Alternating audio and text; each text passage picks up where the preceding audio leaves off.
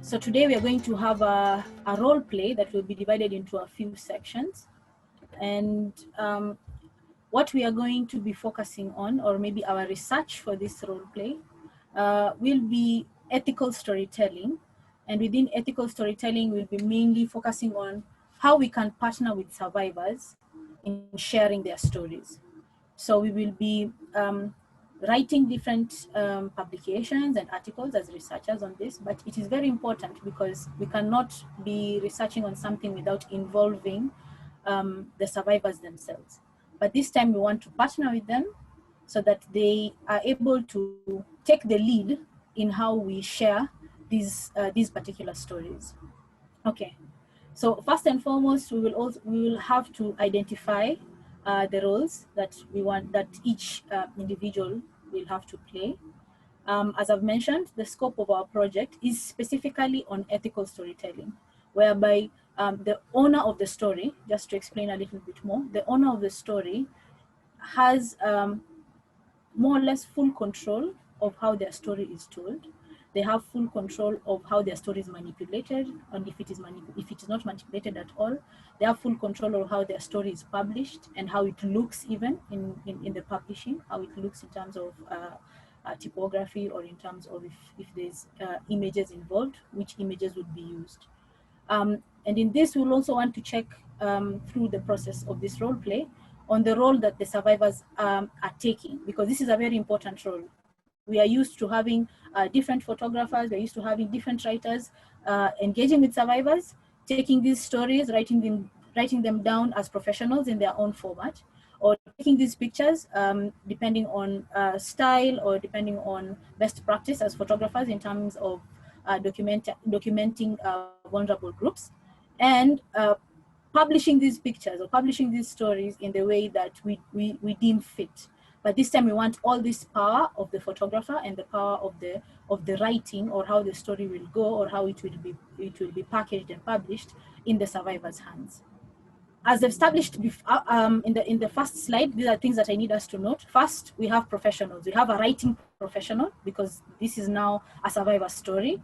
We have a photographer, which is now going to be still the same survivor. Okay, the writing professional is just to teach the survivor on the different modes of different writing techniques, okay, or different ways of how to arrange your story so that it is the most appealing. Now, the photographer is going to be the survivor, because this survivor is going to be given a camera.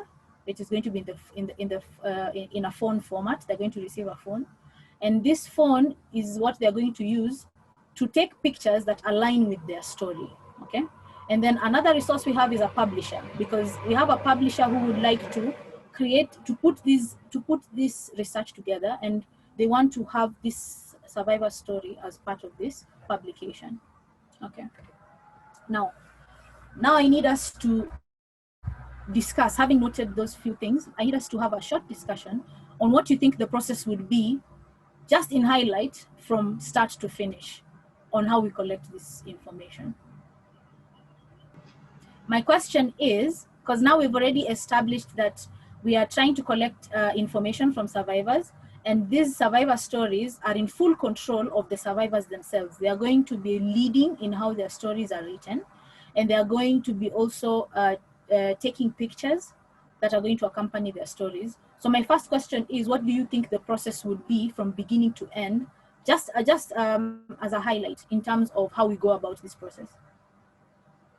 Yeah, maybe I can have a suggestion. I'm not sure whether I'm right or not, but I guess bringing together what Dr. Opongo also said with what you are saying, I wonder whether first we would have to kind of, if everybody has to meet and actually talk about what the purpose of the storytelling is. So what are we trying to do? Who will be the audience of this? Is everybody happy with this at all, I guess? And then probably really clarify those roles, because I'm not sure for example, whether the publisher in the end maybe wants to edit the stories because maybe they think they're not presented well enough or something. So I guess it would be very good to clarify what the purpose is and what actually will happen when, and kind of what the rights of the survivors are, and saying, no, I don't want this, or I want to pull out, or I'm happy with this. So maybe to set some kind of milestones to check back whether everybody is still happy. So there are different ideas here now, sorry. I haven't really thought this through, but these are some ideas. Okay, I wanted just to have almost like those jumping ideas, because yes, there is a process. We'll identify our survivors. We will establish if they're well equipped in terms of how they tell these stories, because we will be training them. You know, you can't just give someone a phone and then not train them on how to take pictures, or exactly, this is why we have the writing professional to explain to them how we are going to be arranging this story.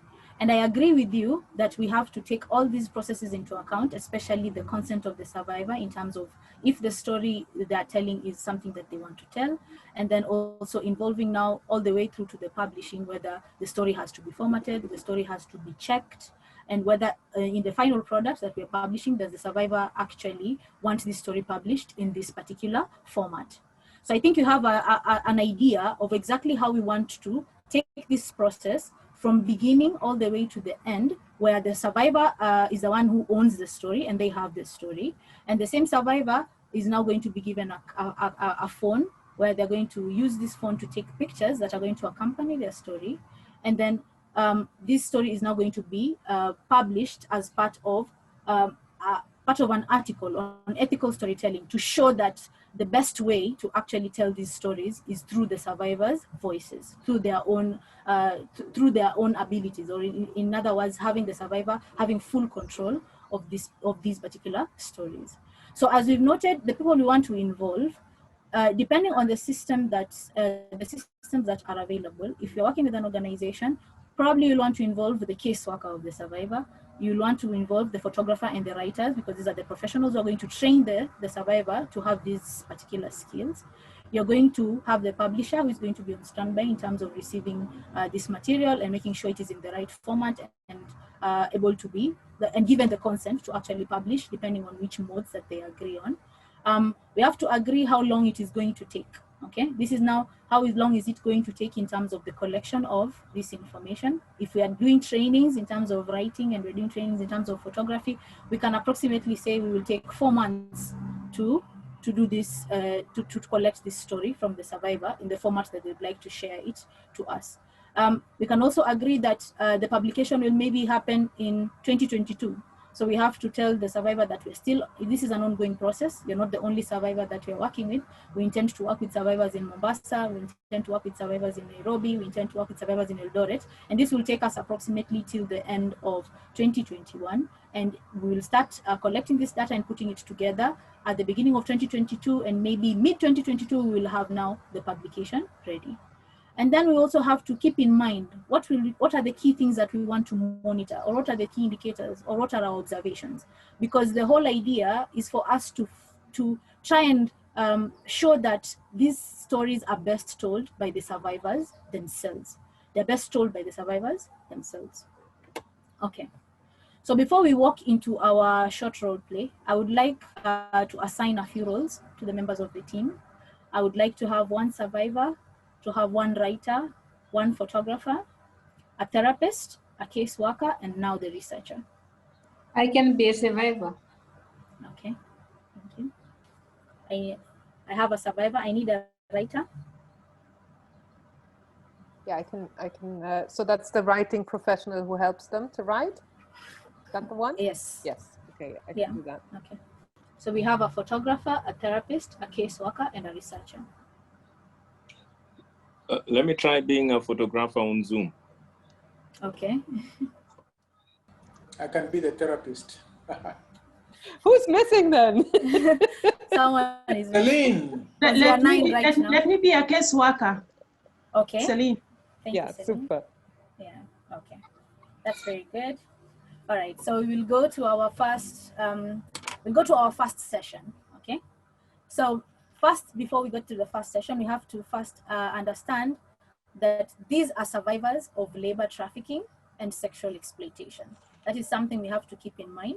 The survivor is, this survivor has survived labor trafficking and they have survived sexual exploitation. Another thing that we have to note is this survivor cannot write, okay? So this means that all the things that they're being taught by the writer, they have to understand, but then they have to give this feedback back to the writer so that the writer can put it in the instruction that the survivor will give, okay? So let's start with our first session, the identification process. And I'd like to have a discussion between the researcher, this is myself, and the therapist on how we will decide who is the most suitable survivor for this particular project, or who are we going to be selecting so that they can be able to participate in this particular research where we are focusing on ethical storytelling, okay? So this will be a discussion between myself and Elias as the therapist. Elias, are you ready? Okay. So you want me to help you as you... So this is a discussion between the two of us, and now the rest are going to be observing, looking out for different things within our discussion, okay? So this is between the researcher and the therapist. We are trying to identify which survivor we're going to be working with for this particular project. That's fine? Okay. Mm-hmm. So, so I've come to you as a therapist because you work with different survivors and you have therapy sessions with them on a regular. And I'm looking for a particular survivor that will be comfortable in terms of in their mental state to share their story, because we're looking specifically for a survivor story, something that they went through. And we are going to be more or less guiding this survivor through the use of a writer and also a photographer on how they're going to package this particular story. Do you have anyone in mind, and what do you think would be the challenges that we would have in terms of getting to know which particular survivor would work best from your files? Well, from my files, I have 3 categories of survivors, because there are those who've just arrived and they're going through what we call session 1 and 2 of therapy. So those ones, I wouldn't want them involved in the research because they're still at a very delicate stage. And then those who are at stage 3, they've completed all the sessions of therapy, and now they are into income generating activities. They're already getting into contact with the rest of the communities and society. They're in a much better position to engage in research. And then now is the 4th category that will even be much better, now the support therapist among the survivors. So these are people who they've passed through the 3 stages. In the 4th stage now, they are now, they're like the wounded that are helping the wounded. You know, so they've survived all this, and now they want to give back. Those ones are much more articulate and highly likely to. So I can get you from those 2 categories, stage 3 and 4. Okay, that sounds quite interesting. I also understand that we have particular special situations because you shared the survivor stories with us, and the 2 or 3 that maybe we would like to that we see are very interesting stories. We hear that these are of survivors who are not able to write, okay? Because we want to have them involved in the writing process. So how would you best guide us in terms of how we approach these particular survivors who are not able to write? Okay. One example is Mama Regina, that we call her Regina, Mama Regina, because she's she was trafficked with her daughter, Regina, and came back, and somebody lured the daughter into believing that if they go together with the mother, then she'll take care of the mother. But the mother didn't have much exposure to reading and writing, but it was because of her that the daughter was able to survive as well. So I think Mama Regina, even though she doesn't know how to read and write, she has a lot of wisdom. She's very perceptive, and she's free to tell her story. Being somebody who's gone through stage 3 of the therapy, I think she'll be a very important one. So we'll need a note taker that can also speak her mother tongue, which is Digo, from the coastal region of Kenya. So if we get that kind of a person, then it will help us. But we'll have to train this translator to make sure that he or she understands the purpose of research and is able to engage directly with the participant very, very well in terms of the translations. Okay. We face a small risk because we've been collecting stories now for 2 months, and we noticed that sometimes survivors just drop off the project, you know, like they were writing their story and then something happens and they stop wanting to participate anymore in the project. I don't know if there is something that you feel we can do to be able to keep this space very, very open for the survivors to continue, because we understand these stories are delicate, but at the same time, you know, as researchers, we are really looking forward to getting the best of the stories in our publication. So I don't know what you would advise on that. Yes, dropout often happens, I think, if they see that there's nothing much for them in it. And you know, survivors are survivors. They've survived the experience, but they're also trying to put their lives together.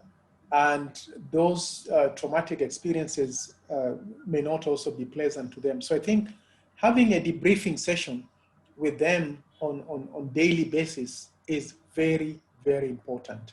The debriefing session may not only be important for them to process their own past experiences of hurt and also of conflict, but it will also help them to, it will also help the researcher to identify other needs that are not coming out immediately.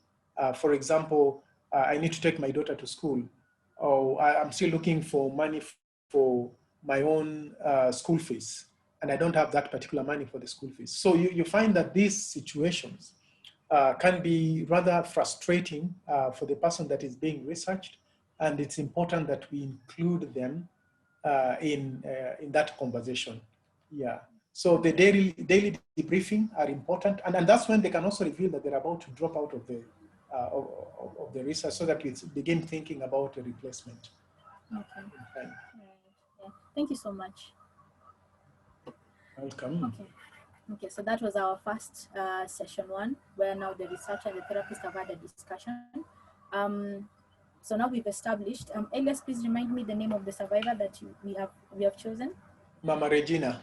Yes, so Mama Regina is now the survivor we've chosen to work with, and she's been highly recommended by the therapist. Okay, so now we go to the second section. This is where now we have to explain to Mama Regina what exactly ethical storytelling is.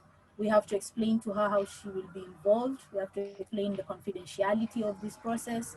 We have to explain the use of this particular story, the mode of collection, how much time will it take, what will happen to her data, how do we protect her information, how long will we keep this information. Please feel free, don't be restricted by what I've written on the slide. Please feel free to play around with it. So I'd welcome the caseworker and the survivor to have this discussion. I'm the survivor and I'm around. Hello, Mama Regina. Hello, how are you? I'm fine. Karibu sana. How are you today? I'm tired. Karibu. Sit here. Just have a seat here, please. And we also have some water here if you would want to help yourself. We have some water. And is it your first time to be here? Yes, but I don't want to sit in a chair. I want a mat. Yeah, that's good. I'll bring a mat. And so what I just wanted also to show you that, to tell you that if in case you need to help yourself, you see the door that is written, that is having some red blue color on it. That is a washroom. So if you may want to help yourself, please just do, but feel free. as I get the mat for you, and also an additional glass in case you may need an additional glass for the water. But are there no men who also use the same toilet? No. You are the only one. Today, you are the only one here. So you are the only one who will be able to be there. It's only you and myself here. So you feel free, but in case you have any question, you can just tell me, ask me. But we are the only two here. All right. And now, is my daughter also going to be present here? Because I don't know whether you know my language well. Yeah, your daughter, if you want your daughter to be here, that will be good. Do you want her to be here? Do you want us to call her to come around when we are having our conversation? I think I'll feel free, because she also knows my story, and sometimes she helps me when I'm talking to other people. Very good, very good. So what would you want us to do? You want to call her? Do you have a call, or do you want to go a bit and get her, or do you want me to call her and send someone to call her, or just I go by myself, or we can call her by phone? What would you prefer? You can call her. I think she will come because she saw me coming here. Very good. Okay, so here she is. She's come. All right. Let her sit next to me, please. Don't give her another chair. Let her sit next to me. That's good. That's why we have the mat is big. That's why the mat is big for you. Thank you. So, how has it been? How have you been? And you want to tell me something? We can start, and just feel free to share what you want to share. But now I don't even know you, and I don't want to share my stories with the people I don't know. Very good.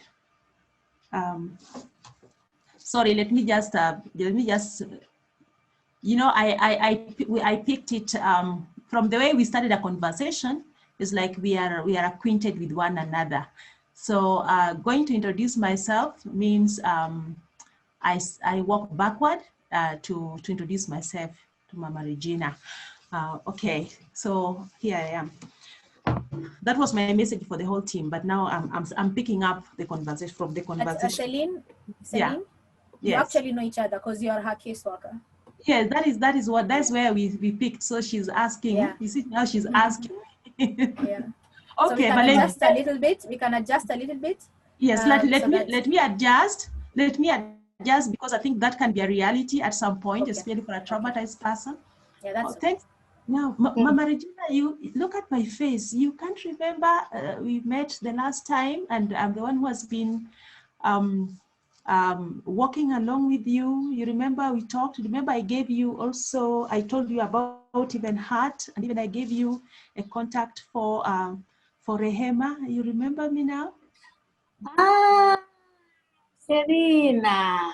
Yes. I remember you. Oh yes, a big hug. Yeah, I remember you. Wonderful. So it's good to see you again, and yeah. So you see, you know me, and so we can we can talk. We can talk. All right. So what do you want to know from me? No, I actually would love to hear how your meeting at Rehema at HAART with Rehema at HAART, because you remember when you asked me a question and you really wanted you'd say you wanted a professional counselor, and I provided you with a contact for Rehema. I would want to just to hear briefly how it went, and if there is any additional support that you'd want from me or from her, Rehema herself. I think when we discussed, I understood everything that they said, but I still feel I need some more help. Okay, so what areas would you want some help? If you would be free enough, if you can tell me exactly some of the areas that you really want help on. In all these situations where I've been going, it looks like there was no concern, or people did not even ask my child, because wherever I went, she was present. So I think she also needs to help me. So you feel that where people you have been, people have not been really asking so much about your child, and that really bothers you. Is that what you're saying? Yes, and I am also afraid that maybe, yes, you have been telling me you will not tell people about this. What about if you just tell someone and these leaks will not stay well in the fit well in the community?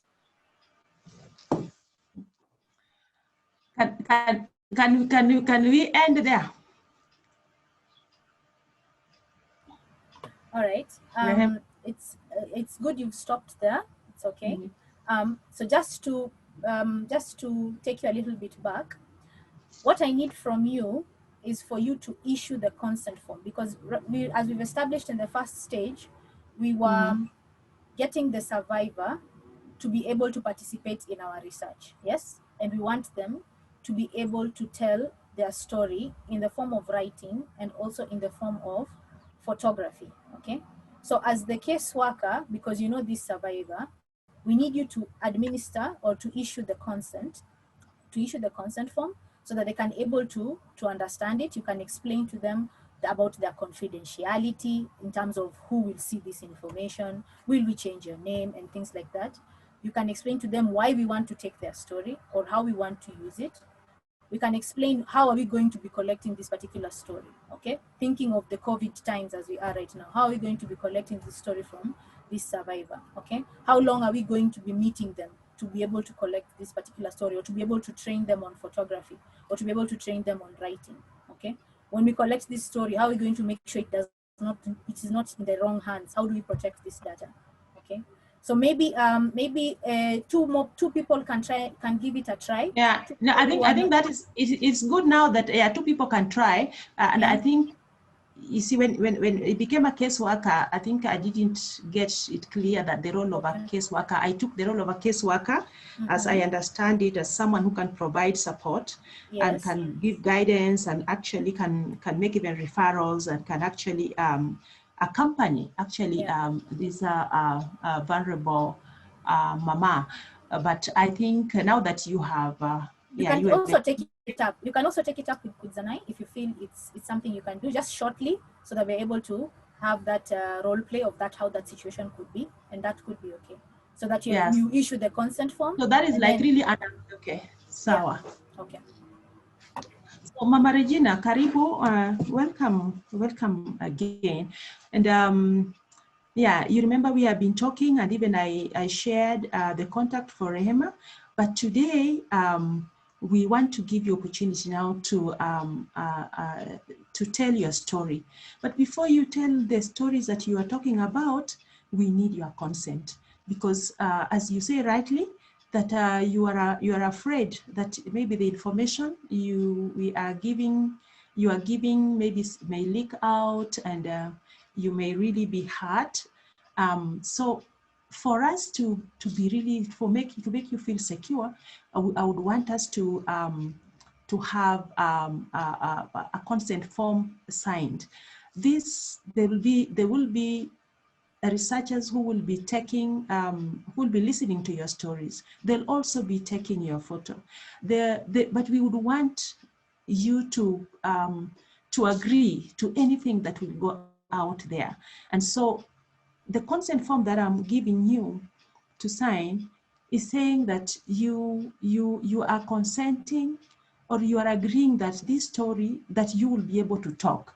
But in the event that you start talking and you realize that you're not able to talk, you are also free to say, Celine, I'm not able to talk at all. I want to withdraw.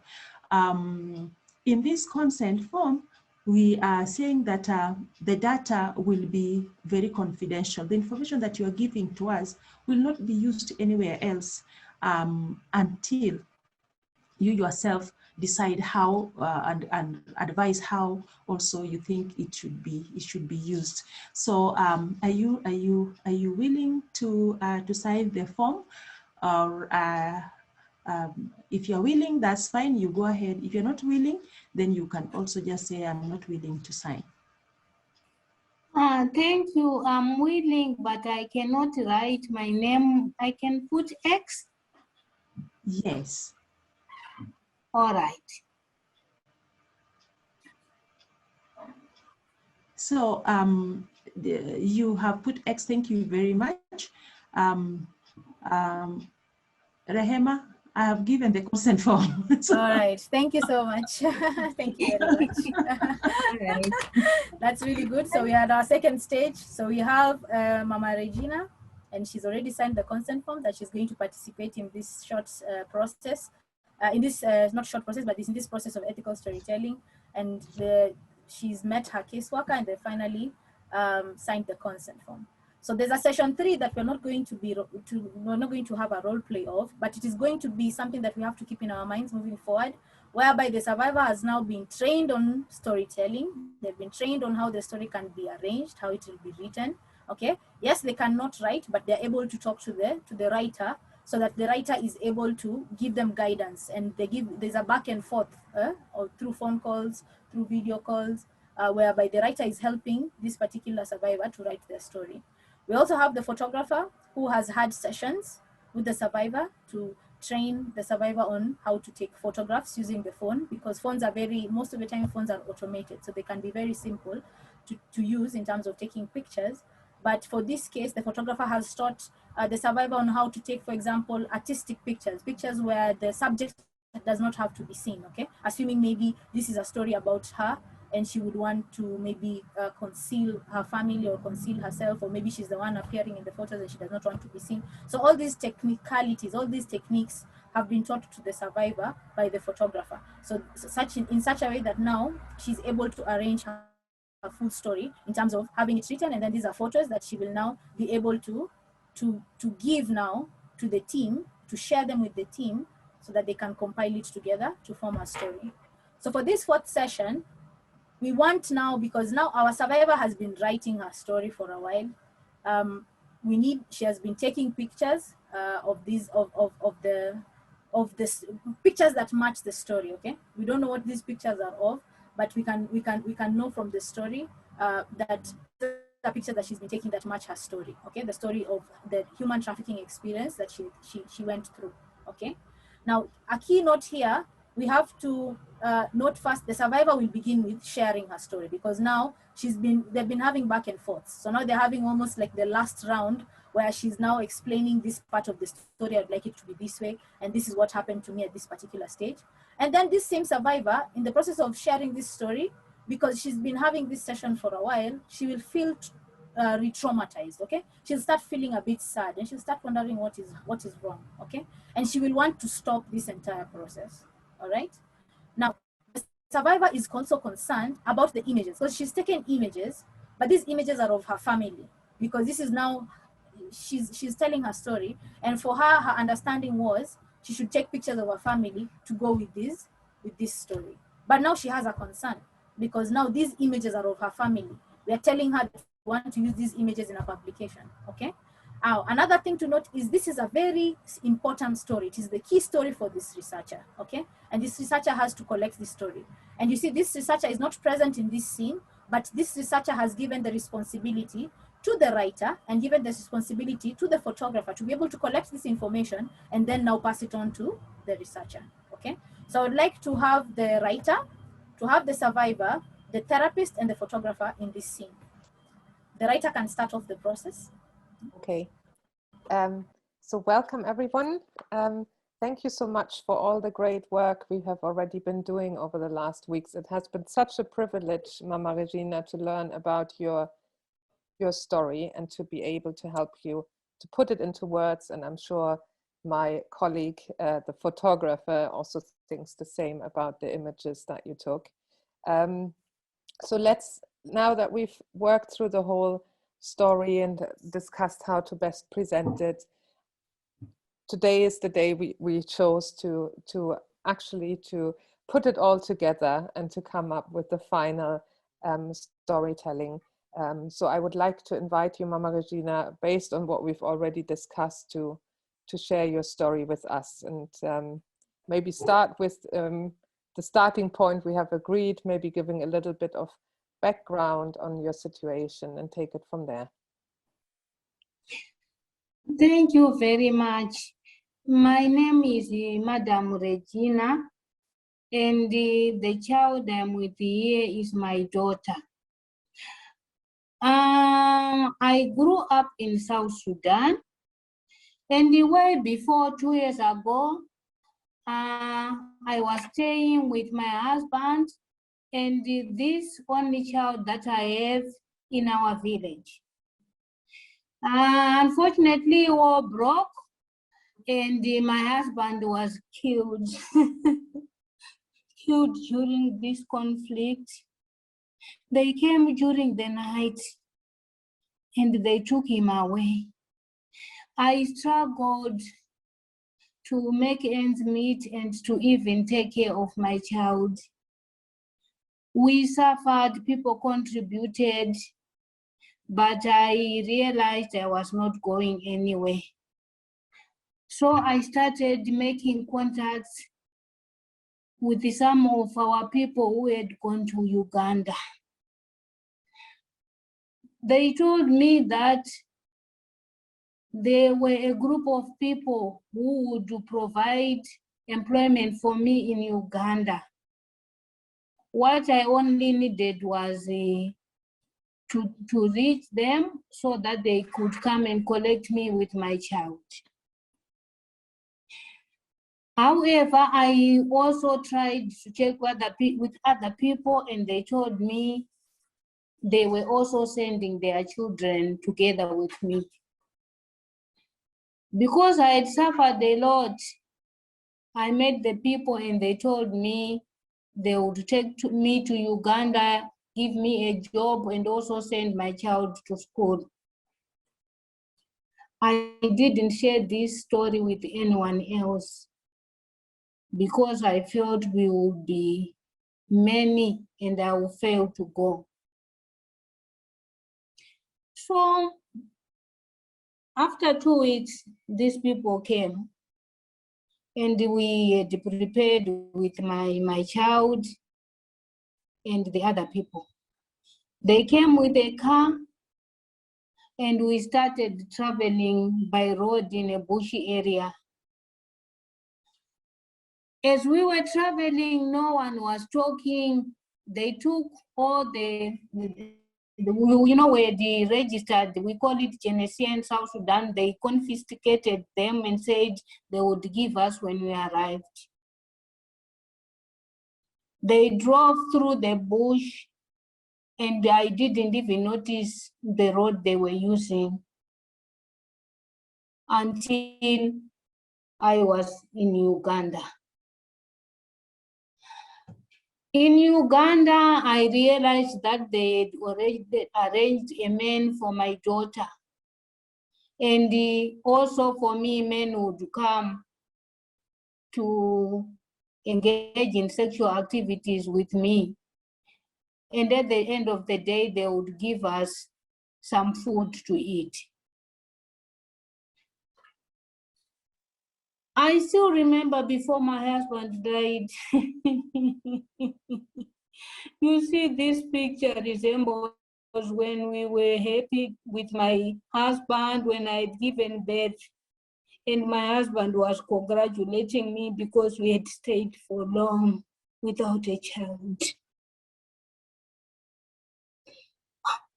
I don't have anyone to tell this story.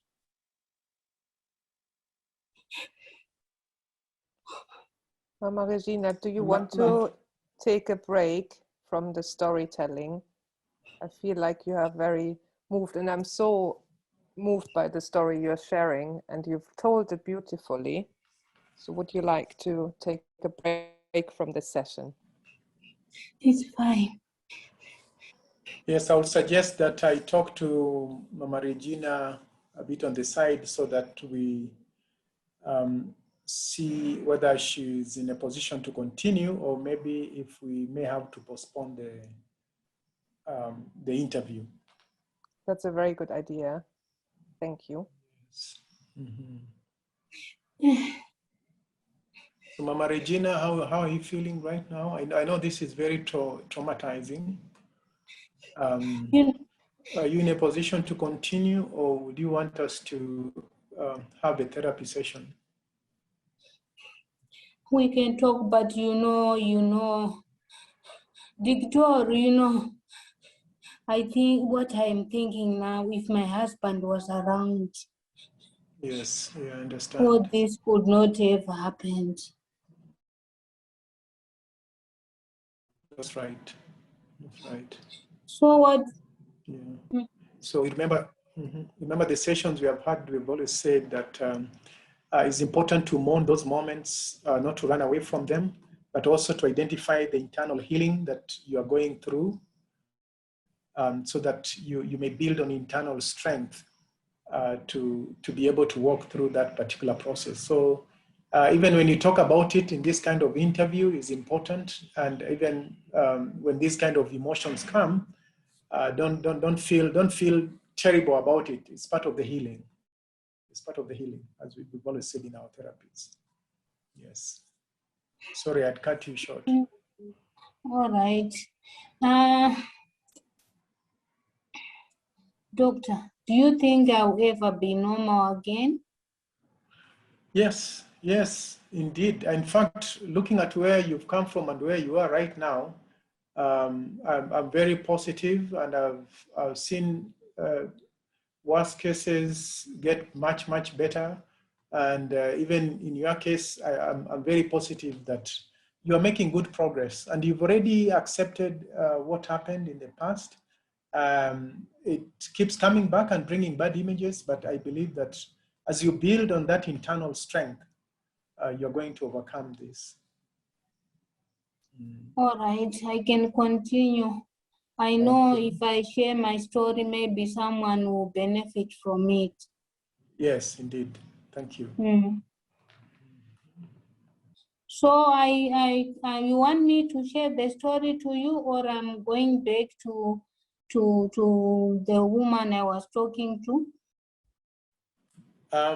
If you feel you're in a position to continue now, let's just continue with the woman you're talking to, so that you complete that part of the story. Yes, you're very welcome to keep sharing, and we will keep recording your story. Thank you. All right. So what happened when we were brought here? I told you these men were exchanging us, and one day, I don't even know what happened and how people got the information. There was a lady, there was a phone call that was made to the person who was taking care of us. Then all of a sudden, he drove me and my child and went and dumped me in the middle of the city. When I was dropped in the city, that's when I saw some people coming and telling me that they wanted to go with me and my child and try and take care of me. So I ended up with being at a certain center where they were taking care of me and my child. And do you want anything more from me? I wonder, thank you so much for sharing your story. And I think what we can do is kind of, we write it and we read it back to you, and we will ask you again whether you are happy with the way the story is told. But what I would like to invite you as well is that you maybe talk to our photographer a little bit about the photos that would accompany the story in the article. So I hand over to my colleague here to discuss with you the photos you've taken and which ones would be useful to maybe bring across the emotions that you've gone through. Photographer colleague Ben, please. Ben says he has got power issues, so I don't know whether he's been able to come back. Oh no. Well, maybe I then try. I could just continue as photographer as well. Okay. Or do you want to, Rosemary? No, because I didn't start it, so I might actually misrepresent. So Mama Regina, you took some photos of your family that are very powerful. But I wonder in how far you actually want them to be published. So we would like to use some of the photos to accompany your story, to bring across all this personal suffering as well. And I think that will resonate very well with the people we want to touch with your story. But I wonder, are you still okay for us to use the photos? I think you can use them because they will also make history in my life. They make me realize that God is alive. Now I'm concerned, maybe I think I shouldn't be concerned, but I'm, as a photographer, and now a little bit concerned because we can see people in the photos. And I wonder whether that's perhaps an ethical problem, dear researcher. Can you come in, Rehema? Would it be better to have no people in the images? Because this story is very sensitive, and we are going to be publishing this story alongside your images. This article altogether could possibly be seen by people on Facebook. It could possibly be seen by people on Instagram. So are you comfortable? Because it is something that we need to highlight and to bring it to your attention, because maybe somebody you know might come across this particular article where your story is in, and also be able to identify you using the pictures of your family. What do you think about that? I think for now I don't have to fear anyone. The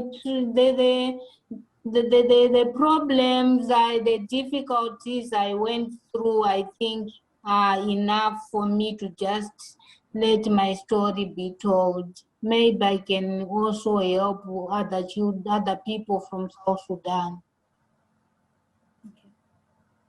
I think I would suggest then to all of you that what we do is we put now together this story as it was told together with the photos, but before we even think about publishing it, we go back to Mama Regina and we talk it through and we just make sure that she is happy with it. Is that a way to go forward? Yes, that is part of our best practice. We must put everything together and make sure we share with you, Mama Regina, so that we make sure everything is the way that you would like it to be. Please feel free to make any changes that you feel are important and you feel like are they're very necessary, whether it is to the images that you want to be part of the story or to those that we've put there and you want to remove. Okay, is that okay? It's fine. It's fine. I'll be waiting for you and will be open to tell you if I think otherwise. So this was going to be our last session, whereby we will be discussing, it's good that it has been mentioned a little bit in session 4. We'll be discussing now how we decide which story is part of the publication, or which image will give consent to, or what the researcher wants in terms of publishing. The whole idea, as we've mentioned, as we've had in the role play, it's very good that we managed to mention it up above, because we're also running out of time. It is important that the survivor is able to have more or less control of how their story is used, how it is collected, how it is packaged, and eventually how it is published, because this is their story. It's the whole point of why we are conducting this research, which is now the ethical storytelling ways of communication.